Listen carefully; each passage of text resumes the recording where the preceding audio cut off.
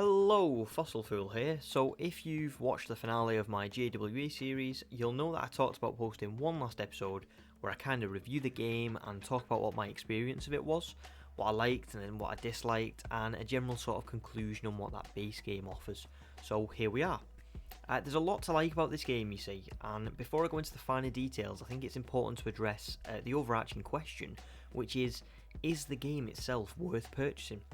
And the simple answer to this question is a resounding yes. If you're a Jurassic Park or Jurassic World fan, or you're a fan of dinosaurs in general, I think the problems with the game start to arise when you venture into the more detailed aspects of park management and building. So for example, if you're a fan of Planet Zoo because of its intricate mechanics and wide variety of tools on offer, but you're not really interested in dinosaurs and you're just buying this game for the park management concept, you might feel slightly let down in comparison. Now, I personally love the game, and I think that for the amount of content you get, and with being able to bring your own Jurassic World to life, I think it's definitely worth purchasing. But on the flip side of that, I can totally see why some people felt like it was a missed opportunity to build something a lot more detailed. Anyway, let's start breaking it down and talk about what worked and what didn't.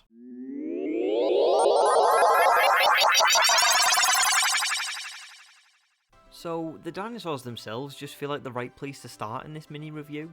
As you'll already know or have guessed, the creatures brought to life within the game look magnificent, and there's a wide variety of them on offer. You're able to change the skin patterns on the dinos to bring some fresh looks to your park, and change up their statistics to gain a better rating or lifespan, resistance to disease, etc. And there are even some dinosaurs like the Indominus or Indoraptor which are pulled straight from the movies. This is a really cool touch. Enclosing a dinosaur is easy, but you'll need to make sure their comfort levels are met and their exhibit is suitable, otherwise they'll start to break out, with some having a shorter temperament than others. With updates along the way, some dinosaurs where appropriate have an alpha and will regularly fight for dominance, which adds to the immersion and is something I always appreciate. They will socialise, and capturing moments like this really doesn't get old and is something I always enjoy seeing. The dinosaurs will also panic if a ranger team is shooting at them or a helicopter is flying overhead, and they actually take notice of these things in their enclosure, often charging at ranger teams if they overstay their welcome. All of these behaviours contribute to an immersive experience which is welcome with any game, but especially one like Jurassic World Evolution, which is bringing movies into a video game. There are, however, some downsides to the dinosaurs and their behaviours. First of all, they're incredibly limited in terms of animations, and these can become repetitive real fast.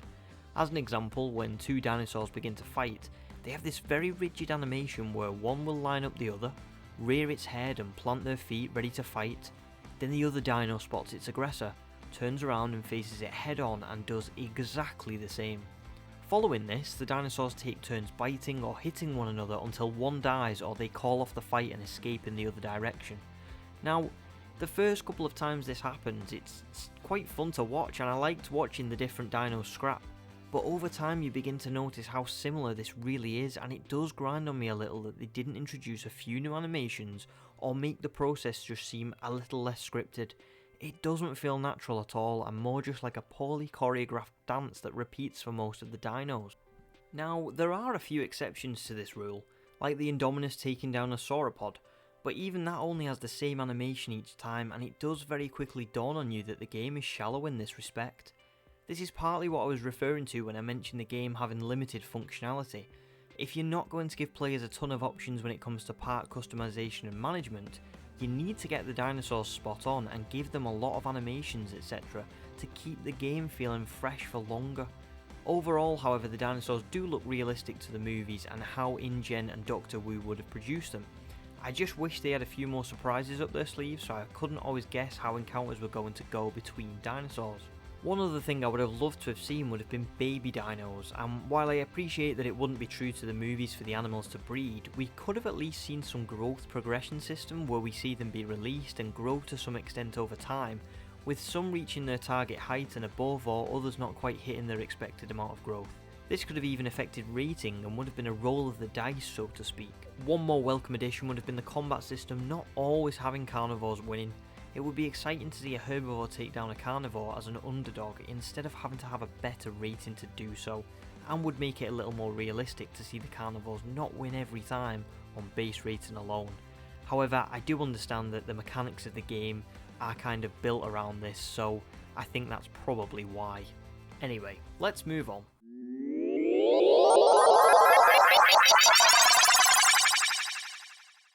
Okay, so next on the list we're looking at what tools the game gives us to create our own Jurassic World, and how effective and varied these tools are. I have to say first of all, each of the 5 deaths themselves and Nublar are really good. They're varied in terms of weather, even if it can be changed in sandbox, and have their own personality to them. Matanceros has perfect weather and a lot of space to work with.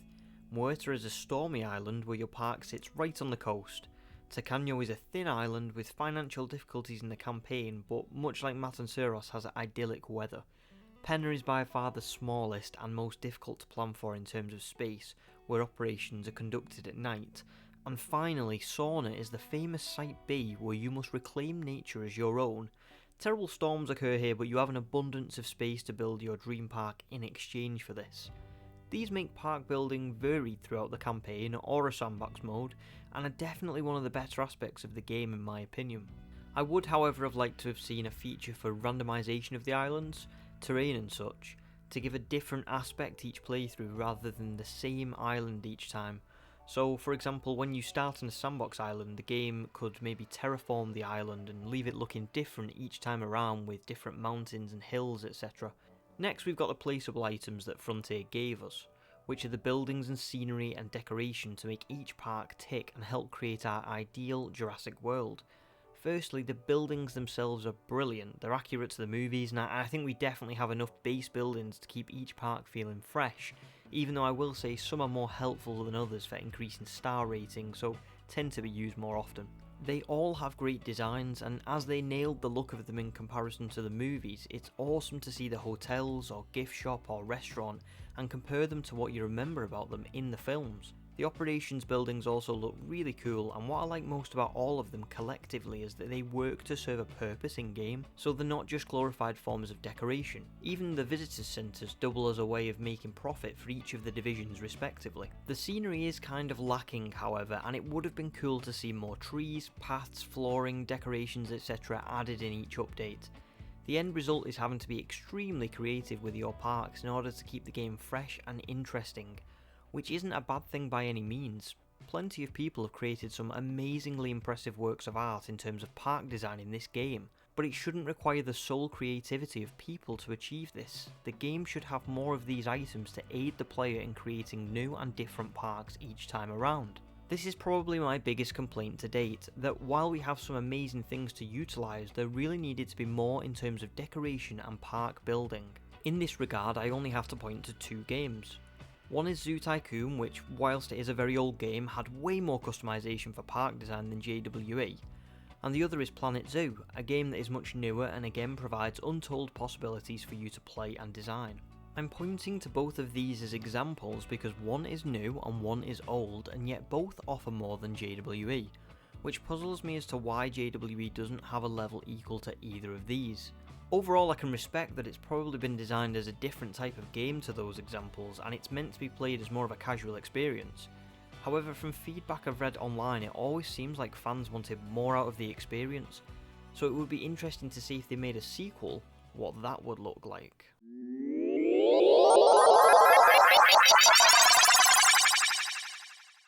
Let's start with the campaign. This involves making your way across the 5 deaths, building a Jurassic World on each island, under the scrutiny of 3 divisions and a few other familiar faces, such as Ian Malcolm and Dr. Henry Wu. You'll need to keep each division happy, complete missions and send expeditions out for new fossils and dinosaurs, all the while maintaining a successful park. Each island has its own challenges, and we've already touched on those, but they keep the campaign fresh as you're faced with new dilemmas and problems every time you start anew. The excitement level grows as well, because the further along you get, the better dinosaurs you'll have at your disposal. There isn't a set story to this campaign really, but there are hints at a darker plot with the divisions and Wu giving you some questionable objectives to be sure. I think this was clearly a nod to the fact that by the end of Jurassic World it becomes clear that InGen had their claws into the park more than anyone really knew. So to fill the gaps before the events of that movie, each park in the game becomes more than just a theme park, but also a staging ground for experimentation and field tests on the dinosaurs' capabilities. Colin Trevorrow referred to the in-game events as soft canon, meaning we shouldn't take what happens as the absolute truth, but as a lot of things correspond with the movies, such as Wu's involvement and creation of these monsters, we can take some events in them as a form of canon instead of discrediting them entirely. Overall, I really enjoyed the campaign, and if you want to see me play in any of it, please go and check out my series. Sandbox mode is straightforward. You can do whatever you want, no holds barred, and it's only unlocked on Nublar at least after achieving 4 stars on Matanceros, which is about right to make sure you understand the mechanics etc. before you let loose on your own. One thing I don't appreciate too much is the fact you have to play the entirety of the campaign really to unlock everything within Sandbox. So for example, if you've just bought yourself a new console and a new copy of the game, you might just want to start a new Sandbox and enjoy your time with no real objectives. But you can't do that because you'd have to play through the entirety of the game again to get all of your favourite dinosaurs, and starting one with just the first island's dinosaurs and facilities wouldn't really be worth it. It makes sense that the sandbox on each island is only unlocked after reaching 4 stars on each island, for Matanceros, Muerta, Tacaño, etc. I can get behind that, sure, but to lock away all the dinosaurs and buildings for essentially a mode that gives you no unlocks for playing it seems a little bit harsh. A small nitpick, but one I thought I should point out. Challenge mode I'm sure was welcomed by many and is a challenging mode, god that was terrible, that is sure to be different each time you play it. This has skin unlocks for lots of the dinosaurs and it can be played across each of the 5 deaths, which is really awesome.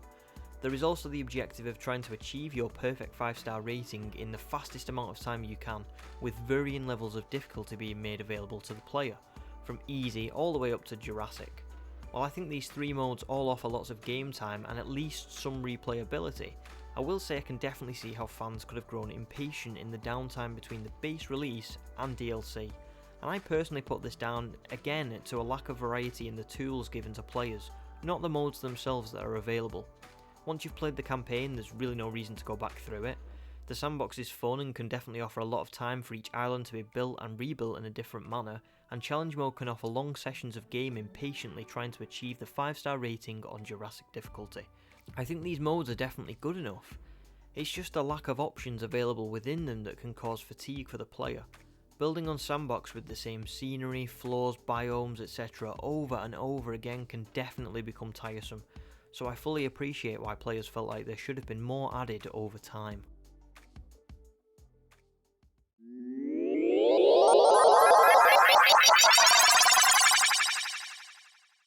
So that's everything I can think of on reflection of my experience with the base game before we move on to the DLC. If you can think of anything I've missed, please do let me know in the comments. Overall, I really enjoyed the base game and I'd have to give it an 8 out of 10, with the only true downsides being the limited amount of tools and items to use, the repetitiveness of the dinosaur behaviours, and in general the game itself, which can cause a little bit of fatigue if you play it too regularly. Other than that, if you're a Jurassic Park or Jurassic World fan, or even just a fan of dinosaurs in general, you'll really enjoy this game, and I think at the prices it's available for now that it's been out for a lengthy amount of time, make it definitely worth purchasing if you haven't already done so. Here's to hoping for a sequel. If you're still watching the video, thanks so much guys, I really appreciate it. Please don't forget to leave a like if you enjoyed the video and subscribe for more content as we'll be moving on to the DLC soon enough. This is the Fossil Fool, signing out.